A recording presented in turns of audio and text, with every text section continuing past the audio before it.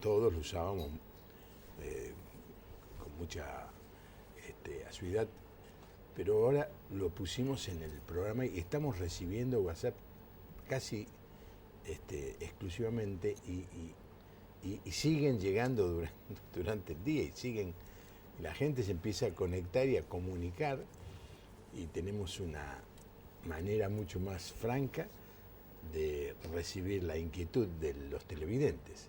Y lo bueno que ha producido es que gente de otros países, a los que hacen una llamada telefónica y aún un mensaje de texto les resultaría costoso, ahora se están comunicando.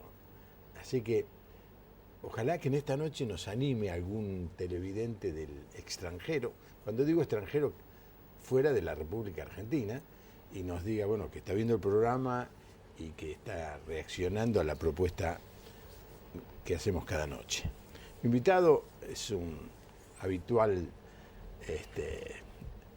visitante de nuestro programa, nos viene a ilustrar con toda su sabiduría el doctor Aldo Fontán. ¿Qué tal, Aldo? Muy bien, gracias. Gracias una vez más por invitarme. La gente no sabe, doctor, ¿en qué sos? Medicina. Medicina. ¿Tu especialidad? Cardiología. Cardiología. Aunque ahora estoy haciendo mucho más medicina interna que cardiología. ¿Qué quiere decir medicina interna? Clínica general. Es más divertido y es menos estresante. Porque no solo hay que cuidar las coronarias de los pacientes, sino que tengo que cuidar mis propias coronarias también. ¿Por qué? Y la cardiología se ha convertido en una especialidad muy demandante, muy estresante. Ajá. Entonces, clínica médica es un poco más tranquilo a esta edad de la vida, a esta altura de la vida. Y es más variado también, ¿no? Y es mucho más variado. Claro. Por eso pasa a ser más divertido. El viejo médico de familia ¿sabía más o menos que los médicos de ahora? Sabía menos en términos de información. Yo creo que de alguna manera uno podría decir que sabía más cómo relacionarse con el paciente.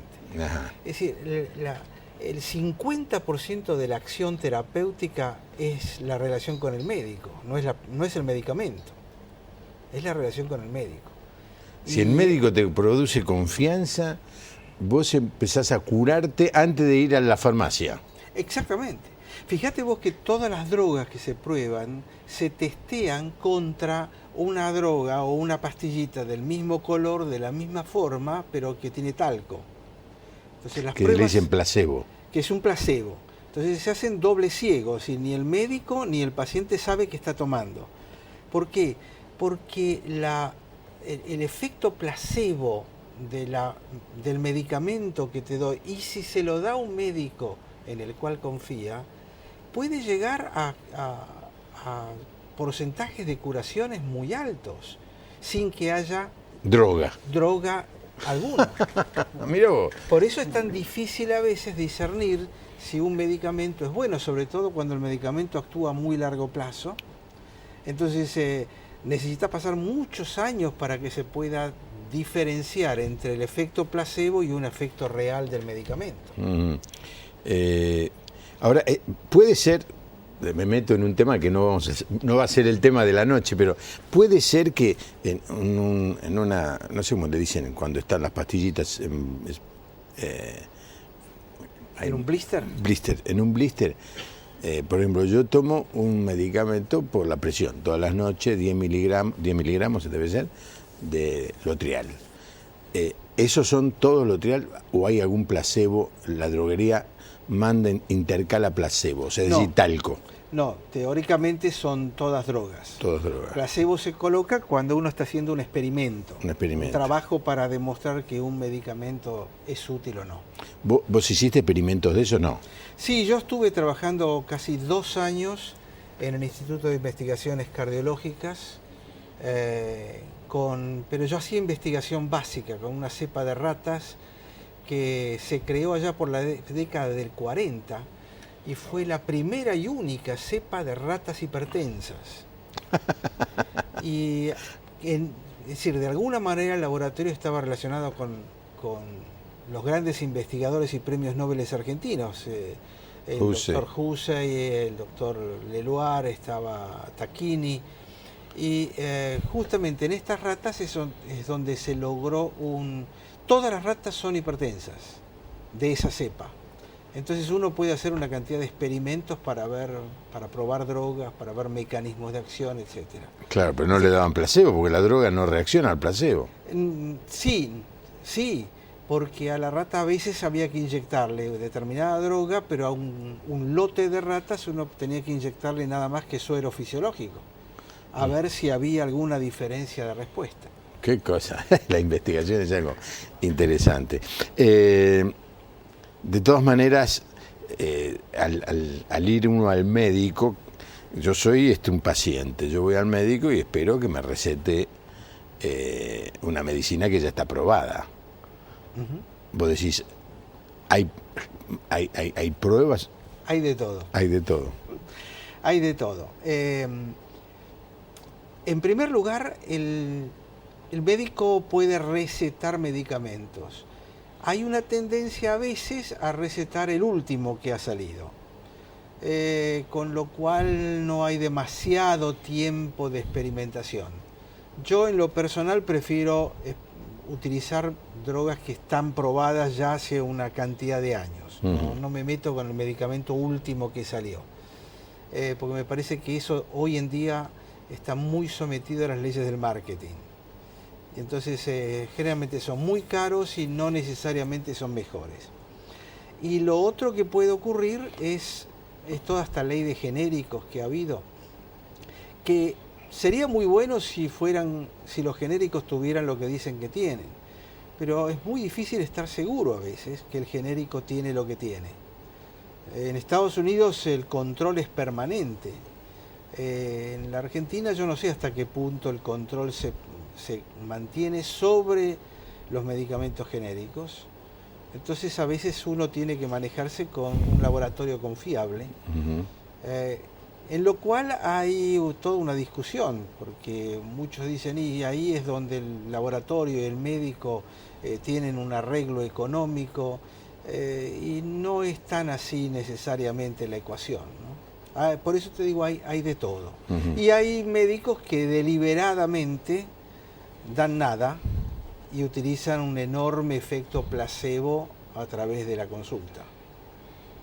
Lo hacen a propósito. Y lo hacen probablemente porque están convencidos de que con una buena acción terapéutica por parte del médico las cosas pueden funcionar, pero no hay pruebas científicas de lo que están dando realmente sirve, ¿no? Claro.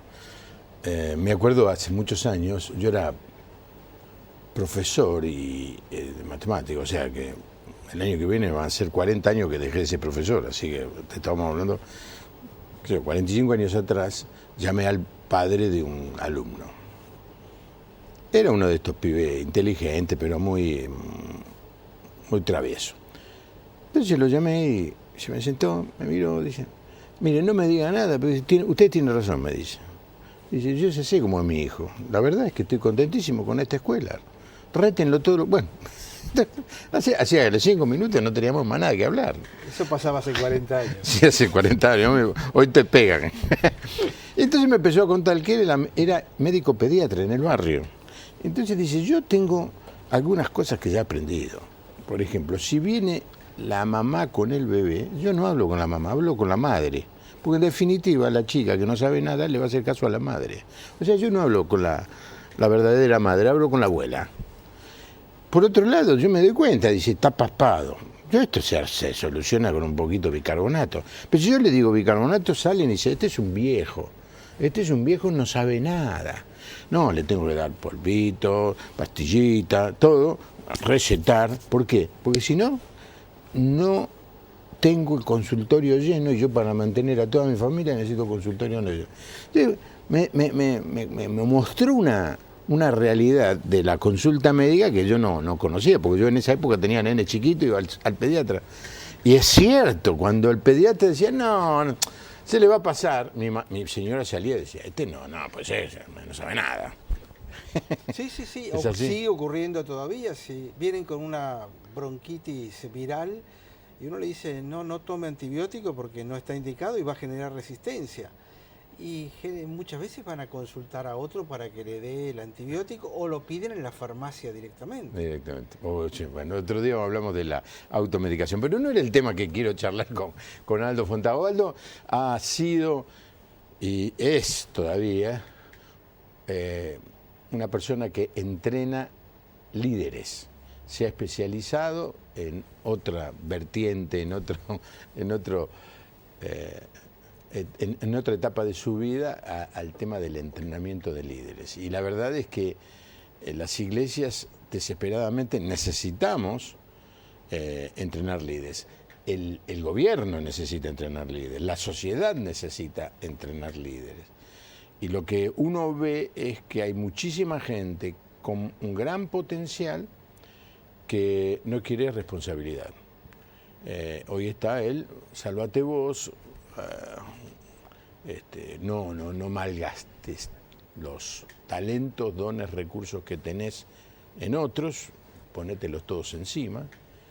Y ese es el tema que vamos a hablar en esta noche. Así que los teléfonos son el 45686667 y ese es el teléfono donde usted llama y alguien de carne y hueso le va a contestar. Y el otro es el teléfono para enviar WhatsApp, 11-6041-3585. Yo acá ya tengo el aparatito preparado, todo lo que llega allá me lo hacen llegar a mí, yo lo puedo leer, espero que usted participe del diálogo. No vamos a hablar de esto de la medicina, si alguien quiere hacer una pregunta, no lo quiero censurar, pero el tema por el que lo convoco a Aldo es el tema del liderazgo. Es cierto que está habiendo una crisis, no tanto de capacidad, sino una crisis de generosidad, porque ser líder necesariamente implica ser generoso. Absolutamente. Depende todo de la posmodernidad en la que estamos viviendo. En los tiempos modernos, hasta antes, digamos, de 1989, cuando cae el muro de Berlín, que se considera que es hasta donde más o menos llega la modernidad, existía un criterio social. Es decir, todos vivimos en una sociedad con ciertas normas y estas normas nos permiten vivir mejor. A partir de allí, la posmodernidad, las generaciones más jóvenes, producen una fractura de el contrato social, como decía Rousseau. No hay más reglas en la sociedad que nos permiten convivir y que sean preestablecidas. La persona empieza a pensar en sí mismo y empieza lo que se llama el narcisismo del posmoderno. Es decir, soy yo, después yo y después sigo yo. Y nada más, y ahí se acaba. Entonces no existe esta cosa de servir, de ayudar, de buscar al otro, porque más y más están buscando servirse a sí mismo la gente. Y esto es una especie de cultura que nos ha llegado a todos a través de los jóvenes, o de las generaciones más jóvenes, pero pasó a formar parte de lo que somos sin darnos cuenta. Sí. Penetró la sociedad. Penetró, sí. Y los medios de comunicación, las redes sociales, exacerban eso, es decir, provocan, buscan, alientan esa actitud narcisista, ¿no? Yo y yo, solamente yo, ¿no? Y además las redes sociales se hacen a través ahora del celular, que casi ha desplazado a la computadora y a la tablet, ¿no?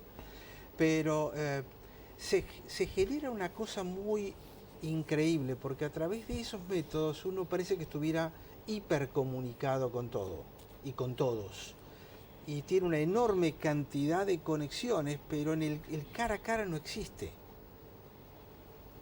Hay un chiste que circula por allí, que en un restaurante dice: acá no tenemos wifi, hablen entre ustedes. Porque no se habla entre las personas. Uno atrás del celular está defendiéndose. Y todo arranca de probablemente una baja autoimagen, una baja autoestima, una baja seguridad personal. La seguridad personal depende de los primeros 3 años y de mi relación con mi madre. Entonces, allí es donde yo tomo esta seguridad. Cuando no tengo seguridad, yo prefiero contactarme contigo a través de un aparato. ¿Por qué? Porque si quiero cortar la comunicación, si se me pone incómoda, si me aburrí, Sí. aprieto un botón y se acabó la comunicación. Entonces, no me arriesgo. Es una forma de protección estar detrás de un celular. Mira, que nunca había pensado en eso, es verdad. Y fíjate que después de los 3 años, la imagen paterna es la imagen que nos enseña el convivir en sociedad, es la representación de la ley social.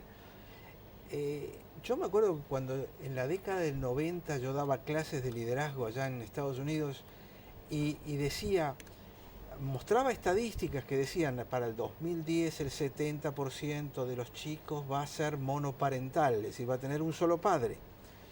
Y parecía una cosa lejana, realmente lejana, y muchos no me tomaban en serio con ese tema. Hoy en día la realidad es que el 70% de los chicos tienen un solo padre. Entonces, al haber faltado el padre en las etapas de formación de mi relación social, yo no sé cómo relacionarme con la sociedad. Entonces llegan a extremos. Se ha sido publicado ahora un par de años en Japón, donde hay muchos de estos, realmente gente muy trastornada con todo este tema, pero que van a las plazas y en lugar de llevar una correa con un perro, llevan una correa con una planta de lechuga o una planta de verdura, arrastrándolo. ¿Por qué? Porque están buscando a otro que vaya con lo mismo, es una especie de código. Entonces con ese otro pueden hablar porque piensan igual, pero no hablan con nadie más. Entonces se fue produciendo, el hombre entró a buscar la libertad, logró tanta libertad, tanta independencia, que ahora es tan libre que está solo. Y este es el gran problema de la sociedad actual, la soledad brutal. La soledad, absolutamente. Mirá, el domingo pasado, al terminar el sermón, que tenía que ver, motivar a la gente a que se decida a formar parte de algún grupo pequeño, al punto que el próximo lunes voy a iniciar una célula con todos los que no quieren ir a una célula. ¿Entendés? Y salían y me decían, yo quiero ir a esa célula de los que no quieren ir a una célula, generalmente hombres. Y a la mañana sale un matrimonio y él me mira a mí, es alguien que le cuesta mucho venir, está en una etapa depresiva, y lo que le pegó es la palabra soledad. Me dice, me quiero anotar porque estoy muy solo, muy solo. Y es la soledad esta de la que vos estás hablando, ¿no? Hemos sido tan libres, tan independientes, que terminamos solos. Que nos quedamos solos. Ahora, eso relacionado con el liderazgo, ¿cómo impacta eso en la generación o en la promoción del líder? Es que yo no puedo ser líder de mí mismo solamente, porque por definición el líder tiene un equipo atrás, tiene un grupo atrás. Sí. Entonces la crisis del liderazgo es porque no hay gente que tenga el concepto social del nosotros. Incluso en las iglesias ocurre lo mismo. Es decir, se perdió el concepto de nosotros. Uno, fíjate los cantos que se cantan y vas a ver que son todos yo. El nosotros, el plural, desapareció. Además, la persona no quiere involucrarse en un grupo chico porque le resulta muy cómodo el anonimato del multitud. Grupo grande. Entonces, porque en el grupo chico se tiene que abrir y mostrar, lo cual es muy peligroso para ciertas personalidades inseguras. Entonces, forma todo parte de lo que estamos viviendo, y yo creo que parte de la tarea en los grupos y en las iglesias como uno de esos grupos es fomentar y enseñar el nosotros. Fíjate que no dice Padre mío que estás en el cielo, es Padre nuestro. Es decir, el propio Jesús lo planteaba permanentemente. Sí. Y dice el pan nuestro de cada día. Dánoslo hoy. Sí. Danos a nosotros, a todos. No dice el pan mío, dámelo a mí, Exacto, dámelo hoy. porque es un pueblo, no es una persona. Sí. Lo hemos predicado un evangelio tan personalista e individualista. Entonces, yo acepto al Señor Jesús. Es una cosa personal, exclusiva. Es Él y yo, y punto. Y muchas de las canciones, incluso hoy, que yo no sé si hay gente que hace música que no se da cuenta, son canciones románticas. Te amo, Señor, me amás, Señor. Es un amor, pero el amor romántico es un amor entre dos iguales. Y el amor que podemos tener por Jesús o por Dios no es entre dos iguales. Ujú. Es uno que está arriba y otro que está abajo. Vos me estás provocando a mí, Aldo. Sí. Me estás provocando. Vos sabés cuál es mi opinión con respecto a toda esta música moderna. Algunas de las cuales son maravillosas y hermosísimas canciones, pero hay mucho del yo. No, la intención no es provocar, la intención es provocar reflexión. Reflexión, sí. ¿Dónde estamos parados? ¿Qué queremos hacer? ¿Qué tipo de cristianismo incluso uno está queriendo vivir? Sí.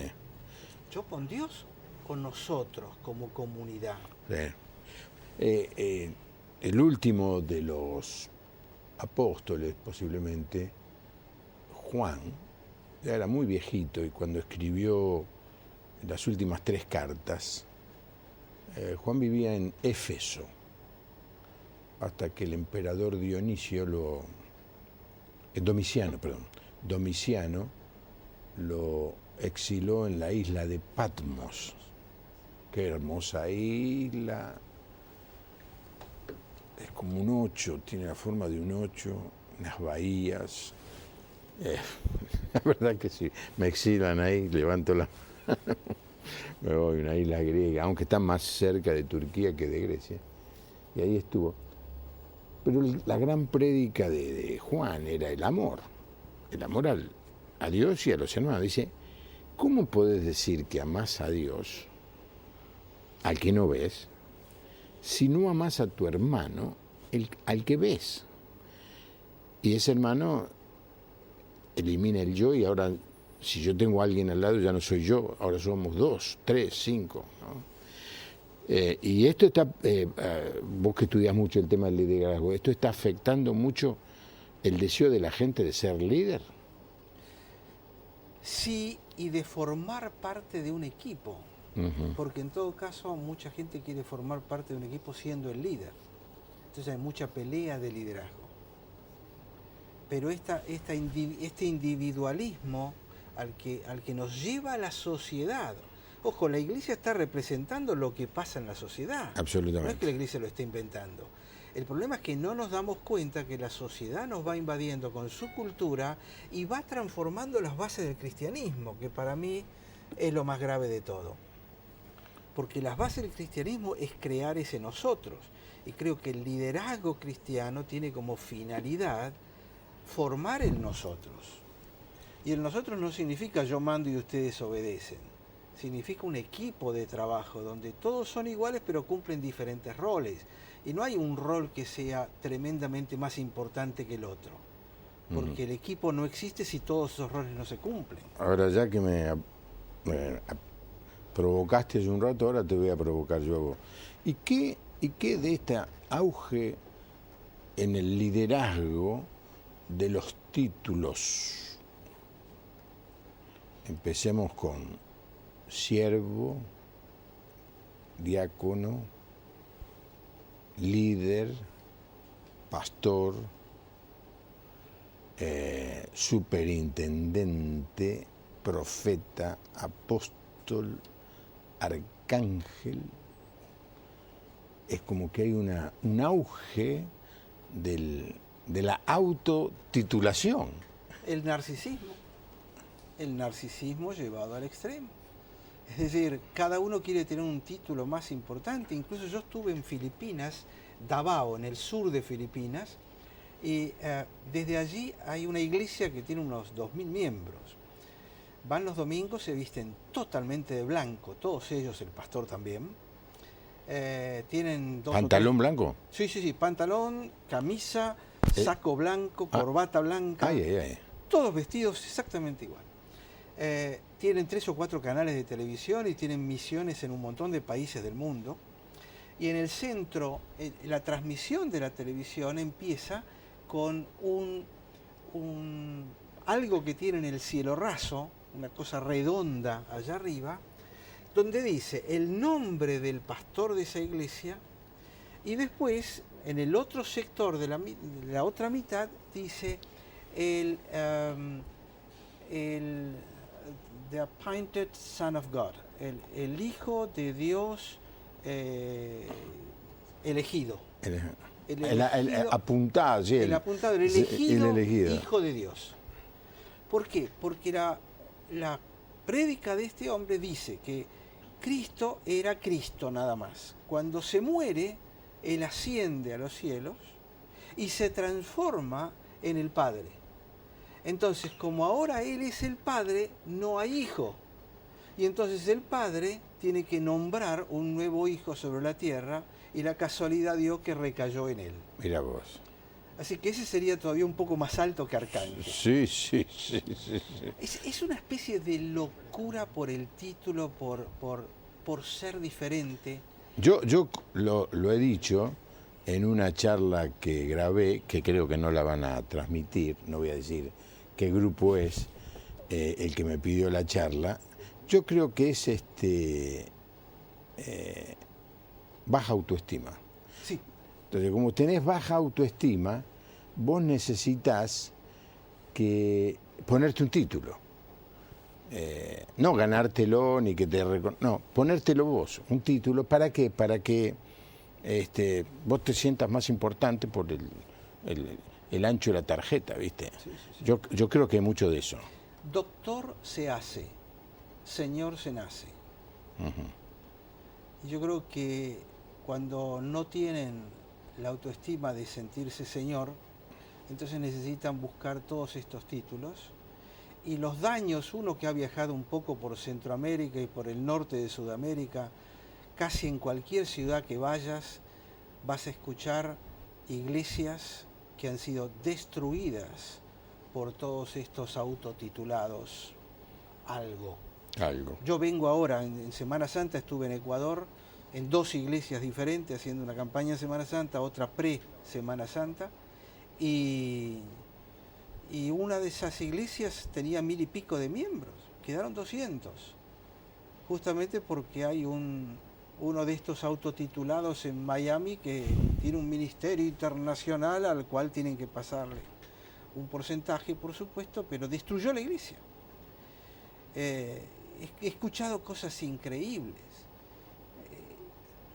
Yo creo que el cristianismo tenemos que volver a hacerlo simple. Esta gente lo complica profundamente. Lo hace difícil, si yo no paso a través de esa persona, no llego. Hay una definición que me gustó una vez que escuché. Dicen ¿qué es prosperidad? Si yo le doy al Señor, el Señor te devuelve. Sí, es cierto. Yo le doy 10, me va a dar 100. Es posible. Prosperidad es cuando dale 10 al Señor, Él te va a dar 100, pero dámelos a mí. El que dice, dámelo a mí, que yo lo hago funcionar, ese está metido dentro de una teología que no es la teología bíblica. Porque Dios no me está pidiendo ese tipo de cosas. Entonces, estamos en una época, yo creo, de una enorme herejía en el mundo cristiano, que está destruyendo las iglesias. En los Estados Unidos están desesperados por la cantidad de gente que se va, y entonces apareció lo que se llama la iglesia emergente. ¿Qué es? Y la gente emergente se reúnen en casas y están librados a la buena del líder que les toca. Hay líderes positivos y hay líderes que no lo son tanto. Pero porque es toda gente que se fue de las iglesias. Decepcionada. Y cuando buscas a esa gente y averiguás quiénes son, no son los miembros, digamos, de la última fila, que nadie los conocía. Generalmente son la gente que ha estado muy involucrada y muy metida, que no pueden más con esta cosa marketinera de la iglesia moderna. Justamente uno de los temas que a mí he invertido mucho tiempo estudiándolo en cuanto a liderazgo es: hemos copiado el liderazgo secular y lo hemos metido en las iglesias. Y eso está destruyendo las iglesias. ¿Por qué? Porque son conceptos antagónicos. Como visiones absolutamente opuestas. Exacto. Imagínate, le preguntan a Jesús, bueno, ¿cuáles son las cualidades del líder? Bueno, un buen líder es aquel que tiene un corazón limpio, aquel que tiene hambre y sed de justicia, aquel que es pobre en espíritu, todas las bienaventuranzas. Aplicale a eso a un banquero, a un gerente de un banco, a un gerente de una multinacional. Usted tiene que tener ambición de justicia, usted tiene que ser pobre en espíritu. Se te ríen en la cara. Pero estamos metiendo esos conceptos, entonces el pastor termina convertido en un gerente, manejando una organización que se maneja por porcentajes de crecimiento. Tenemos que estar 5% por arriba del año que viene, y empieza a manejarse con criterios administrativos seculares. Sí. Eso no es la iglesia. Lo que sí que es difícil para los que están viendo el programa, para los lectores, discriminar, porque vienen como esas enseñanzas vienen en libros que están llenos de textos y que hablan del Señor como el líder y todo lo demás. Y muchas veces te encontrás con personas que están confundidas porque no entienden cómo una cosa se compatibiliza con la otra. Por ejemplo, volviendo al tema de los títulos, el Señor nos dio algunos títulos maravillosos. Nos dice: ya no son más siervos, ahora ustedes son mis amigos. Es decir, que arrancamos siendo siervos para, en una relación, si hacemos lo que Él nos dice, llegar a convertirnos amigos. Cuando los discípulos empezaron a discutir quién es el mayor, dice: ustedes, esto no es como afuera, dice. Entre nosotros nos va a ser como es en la sociedad que nos rodea. Parece que ese texto no se lee hoy. Déjame que te lea algunos mensajes. Sí. Jonathan de San Pedro dice: mi esposa de 23 años tiene artritis. Claro, en los primeros 10 minutos hablamos de medicina. Es común que agarre esa edad. ¿Y qué podía tomar? No, medicina no recetamos por televisión. Pero es cierto que a los 23 años artritis no es común, ¿no? No es común, habría que hacerlo chequearse. Familia... Mira, vos es un comentario respecto a esto que tiene que ver con la posmodernidad. A ver. Ha habido un aumento enorme de estas artritis en las mujeres y también en los hombres, pero especialmente en las mujeres, igual que el hipotiroidismo. Son casi una epidemia, casi todas las mujeres. ¿Pero hay alguna que no tiene? Sí, hay alguna que todavía no tiene, todavía.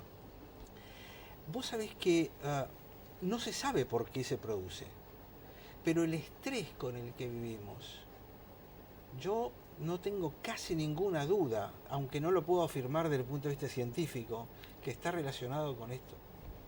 Es decir, estamos viviendo, esa soledad hace que yo no tenga contención. Entonces, el estrés no tengo una sociedad que me contenga, y el estrés, esa energía por algún lado tiene que salir. Y muchas veces se descarga sobre el propio organismo. Puede ser el caso de que se haga chequear, sí. Familia Martínez Santa Fe, oran por el programa, gracias. Muchas veces se canta un amor humano hacia Dios. Uno no se enamora de Jesús, lo conoce y lo ama con el amor con que Él nos amó primero. Esto es Mabel y Edmundo de Esquel. Totalmente de acuerdo. ¿Cómo podemos entrenar líderes cuando dice no hay apoyo pastoral? Ya nos metemos en otro lío. Sí. Ya nos metimos en suficiente por hoy, ¿no? Ya vos sabés que yo te tengo amenazado, que un día te voy a meter en el lío ese que vos me estás evitando. Pero hay una respuesta para eso. Pues mira cómo se escapó, ¿eh? El líder tiene responsabilidad de él para abajo. No tiene responsabilidad de él hacia arriba. Ajá. Hacia arriba lo que puede hacer es influir eventualmente para tratar de cambiar o alterar conductas, pero no es responsabilidad de él tomar las decisiones, pero sí es responsabilidad sobre lo que esté abajo de él. Entonces, si uno quiere ser líder, empiece entrenándose con 2 o 3 o 4 personas y aprenda a manejar de ahí para abajo. Cuando tenga esa experiencia, va a poder haber tomado suficiente sopa como para poder hablar al que está por arriba. Porque esto es una de las cosas que nos ocurre a los pastores. Viene una persona nueva, se queda 3 o 6 meses callado en la iglesia, pero a los 3 o 6 meses ya te empieza a decir cómo tenés que manejar la iglesia. Sí, ¿no? Porque se creen que ya la saben todas y no Sí. tomaron suficiente sopa. Sí. Pastor, en Rosario, en Rosario, a la iglesia que concurro hay seminarios para ser maestros, duran 3 meses. Llegan con unos humos tremendos. Se sienten gerentes de la entidad y discriminan. Yo creo que el único maestro es Jesús. Bueno, no sé quién se siente, quién es el que tiene humos tremendos, si los que vienen a ser de alumnos o los que vienen a ser de maestros. El párrafo queda un poco confuso. Ahora, volviendo al tema del... Perdón, es cierto, Jesús es nuestro maestro, pero también dice que Él puso pastores y maestros Sí. para enseñar. Es decir, no es el único maestro. Hay una tarea educativa por parte de los líderes hacia abajo. ¿Cuánto dura un curso para ser líder? Yo creo que dura toda la vida, porque uno nunca termina de aprender. Yo me dedico a esto hace 30 años. El año que viene va a ser 30 años. Y sigo leyendo, sigo aprendiendo, recorto periódicos, leo libros y sobre todo tiempo de reflexión sobre lo que leo. Porque no es solamente leer cosas, sino reflexionar, evaluar, hacer las propias estadísticas. Es una tarea para toda la vida. Cómo influenciar a los demás y cómo a través de eso los demás me influencian a mí y yo aprendo. Cuando yo dejo de aprender, dejo de ser líder. En términos de 2 personas, que una lidera a la otra o las 2 se lideran, definime qué es el liderazgo en el marco de 2 personas. Las 2 personas se lideran una a la otra de alguna manera. Incluso la que no sabe mucho lidera desde la ignorancia, haciendo preguntas. Porque generalmente cuando se preguntan, el líder no tiene todas las respuestas. Y a veces esas preguntas, cuando termina la sesión, la charla, la clase, esa pregunta que no supimos contestar o que contestamos a medias, queda dando vuelta. Y ahí es donde se muestra el verdadero líder. Ir y buscar la respuesta, reflexionarla, pensarla, y a veces lleva años encontrar la respuesta. Sí, y muchas veces esa pregunta del ignorante primero nos hizo saber que no la sabemos toda y después nos abrió un mundo nuevo porque jamás se nos hubiera a nosotros ocurrido esa pregunta. Exactamente. Qué importante lo que se trata, me enriquecen. Soy Julia de Zapala. Gracias. Estimado pastor, que Dios bendiga su accionar. Le comenté que soy un nuevo hijo de Dios, le comento, con más de 6 décadas en mis hombros, y al acercarme a la iglesia evangélica tuve la duda que ahora plantea el doctor en su programa con el liderazgo. Soy Raúl de San Juan. Vamos a decirle algo a Raúl. Le aseguro una cosa, Raúl. No hay ninguna iglesia perfecta, porque está compuesta de seres humanos y los seres humanos somos imperfectos. Así que si te ve alguna cosa que no entiende o no comprende o no comparte, no se ponga en una crítica, no deje que esto desanime su nueva vida, sino utilícelo para aprender. Porque apenas usted empiece a cotejar lo que usted está viviendo con la palabra de Dios, dice, pero esto ya no me pasa a mí solo, no es la primera vez que pasa, ya pasaba. pasaba en el grupo de Jesús. Jesús entrenó 12 líderes durante 3 años, todo el tiempo. Uno lo traicionó, o sea que se quedaron 11. Y esos 11, después de escuchar que él iba a entregar la vida por ellos, que era necesario que muriera y todo, la única preocupación que tenían era discutir a dónde se sentaban en el reino. Uno lo traicionó, otro lo negó y los otros salieron corriendo cuando lo agarraron a Jesús. Exacto. Yo tuve esta experiencia cuando empecé también mi camino cristiano hace muchos años. Yo juzgaba lo que pasaba en la iglesia y los líderes de esa iglesia con mis patrones del mundo secular del cual venía. Y los patrones en la iglesia son diferentes. Entonces, cuando uno los juzga, uno ve una diferencia y a veces de entrada choca mucho que puede estar pasándole a este señor también. Sí, sí. Hay que tener paciencia y aprender los patrones bíblicos para poder juzgar. Que hay errores, no hay duda. Pero hay que tener cuidado de no aplicar criterios, Sí. Digamos, meter lo que es el pensamiento político en el cual vivimos, especialmente en la República Argentina, que estamos politizados hasta para comprar fideos, meter esos conceptos políticos en la iglesia. Y ahí destruimos la iglesia, porque eso no es la iglesia.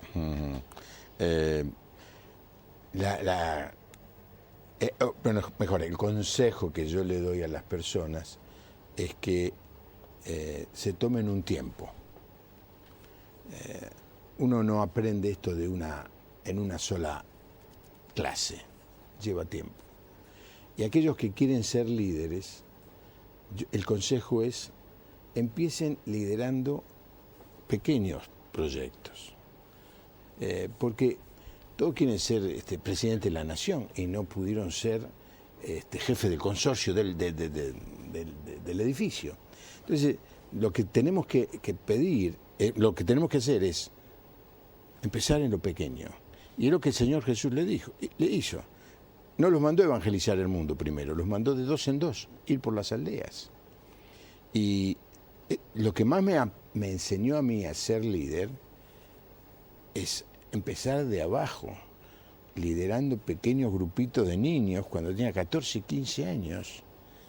Y eso me dio un conocimiento, porque en esa época, voy a cumplir 70, en esa época, hace 60 años, 55 años, no había curso de líderes, no estaban los libros de John Maxwell, nada. Vos te hacías en la calle. ¿Cómo me hice yo de líder? Me hice en la calle. Y también mirando, ¿no? Especialmente la figura de mi papá, que era un líder nato.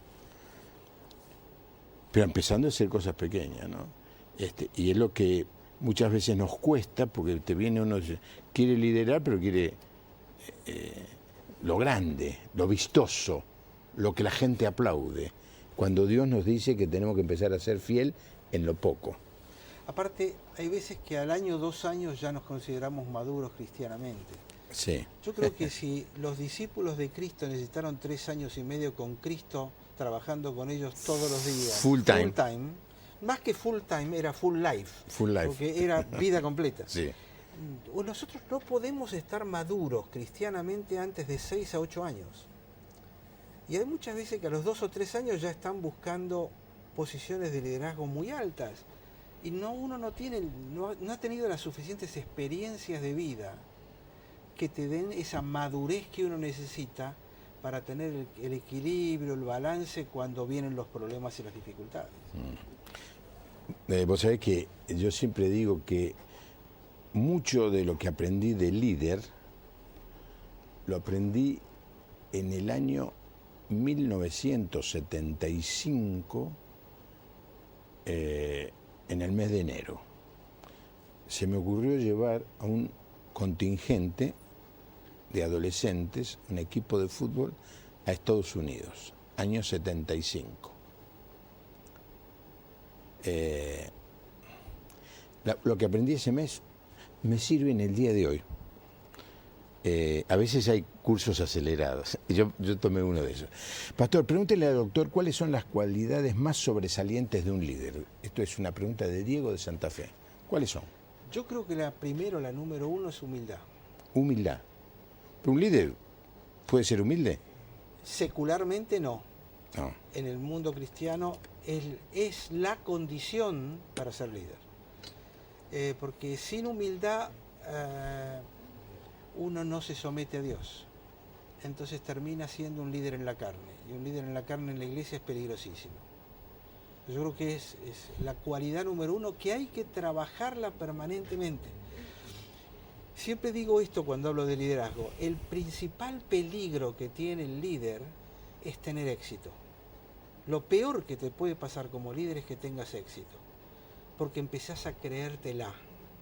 A creerte que realmente las capacidades que tienes te pueden alcanzar para todo y uno deja de depender de Dios. Por eso la humildad es lo primero. Y la segunda es la honestidad en el actuar. Es decir, que la palabra y la obra vayan juntas.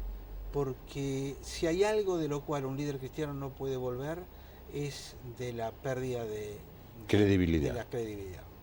Mirá vos, humildad y integridad. Integridad. Nosotros teníamos una materia ya en el seminario, en el instituto que dirigí durante algunos años, una materia que era integridad del líder. Y era probablemente la materia que más impactaba y que más le gustaba a la gente. Y uno dice, pero ¿por qué? Si se da, de hecho tendría que ser que la integridad del líder es esencial.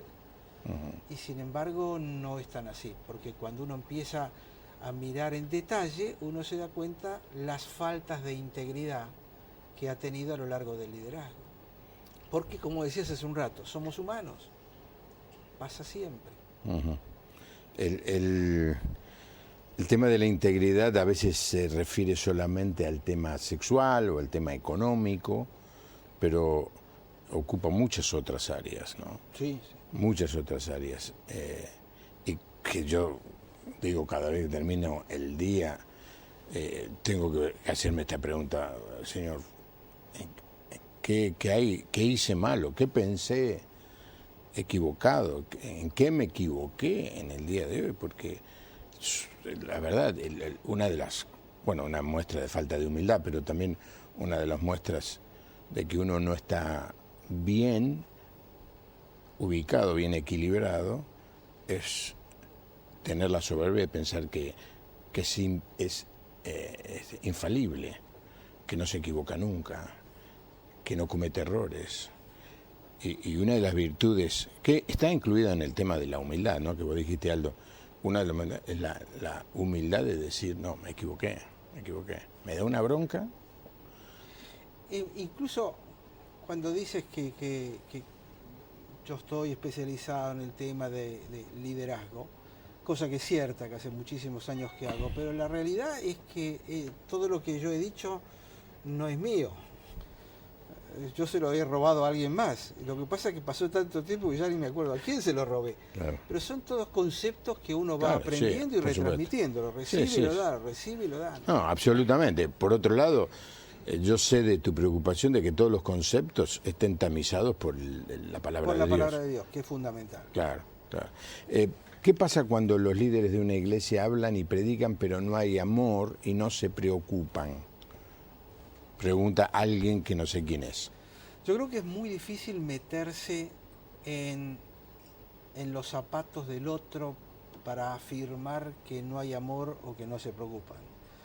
Porque hay diferentes formas de mostrar amor y preocupación.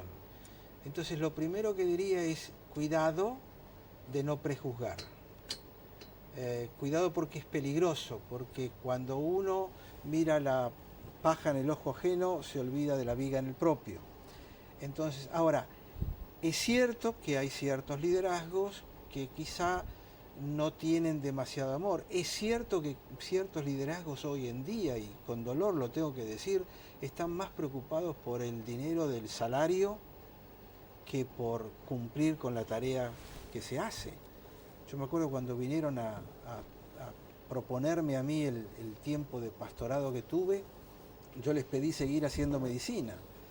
Entonces me preguntaron por qué. Les digo, porque yo quiero tener autoridad espiritual ante ustedes. Porque si ustedes me controlan a través del bolsillo, yo hay veces que no me voy a animar a decirles cosas que les voy a tener que decir. Entonces, por eso es que hay intereses detrás de todo liderazgo.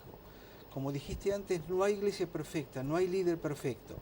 Entonces, cuidado con prejuzgar, y si en todo caso vemos que alguien está cometiendo un error, está pecando, está teniendo esta falta de amor, la responsabilidad del creyente es ir a esa persona y planteárselo en amor, considerándose a sí mismo antes.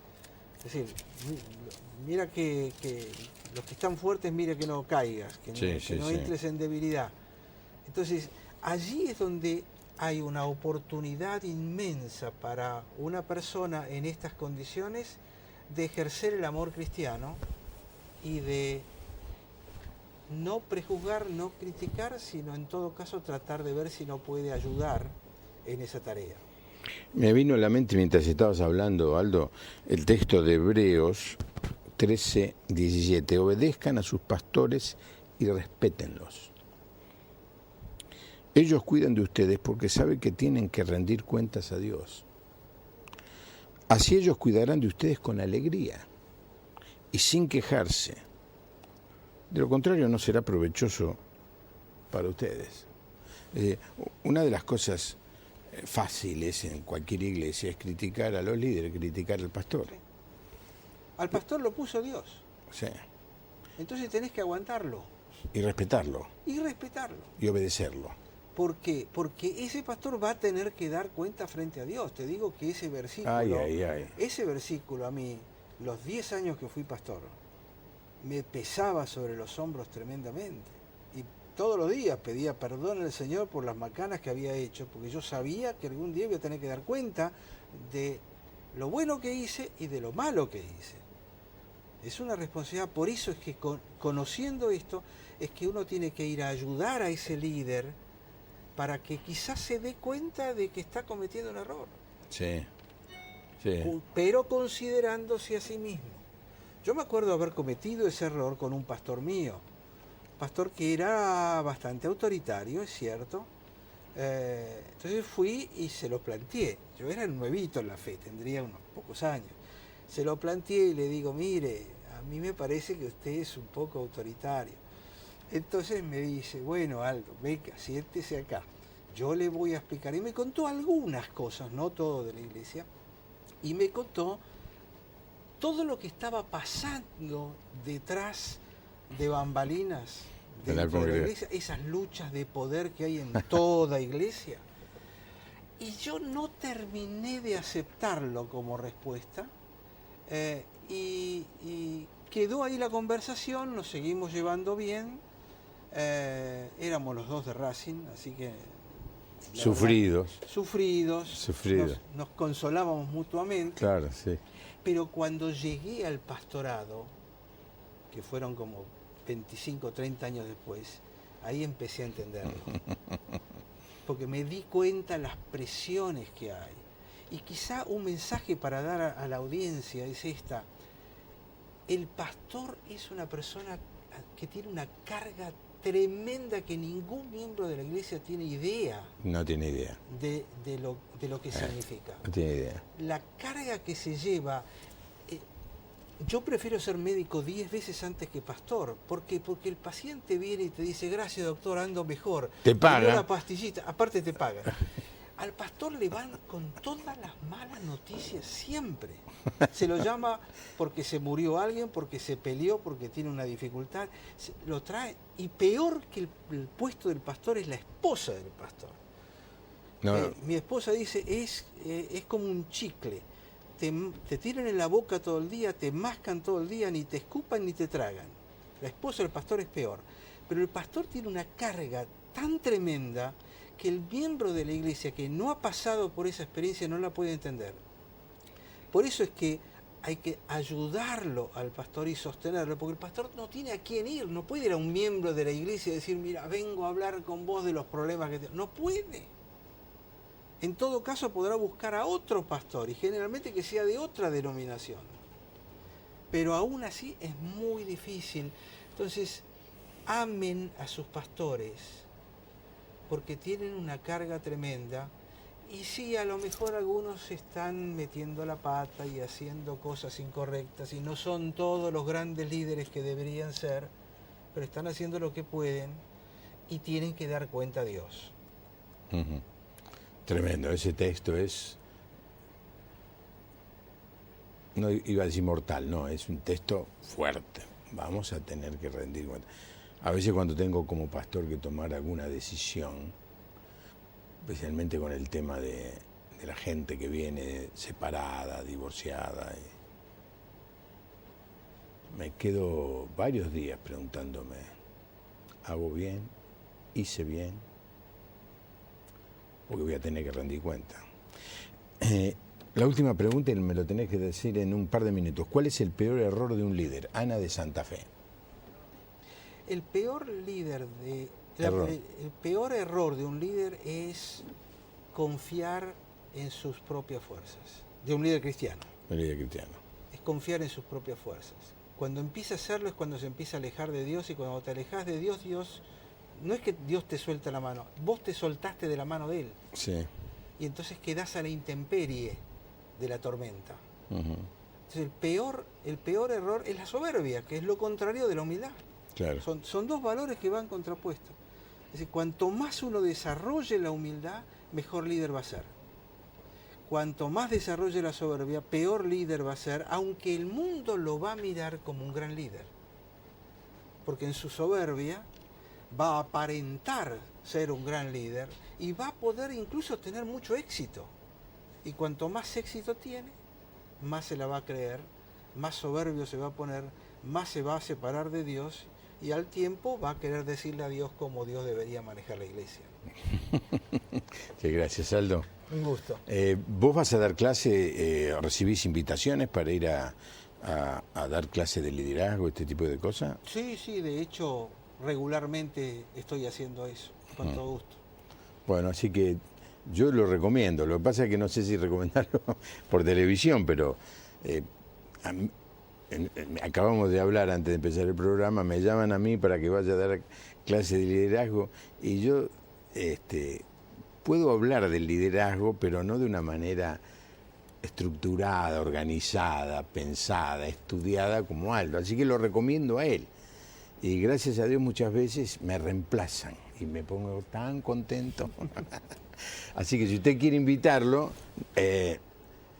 y le digo yo a cualquier pastor, cualquier grupo de pastores que vale la pena, nos escribe a nosotros, al email de la producción, y nosotros se lo pasamos a Aldo sin ninguna dificultad, porque ahora no hay tiempo para poner el email de Aldo. Producción, a ver si lo pueden poner, producción@lapuertaabierta.org.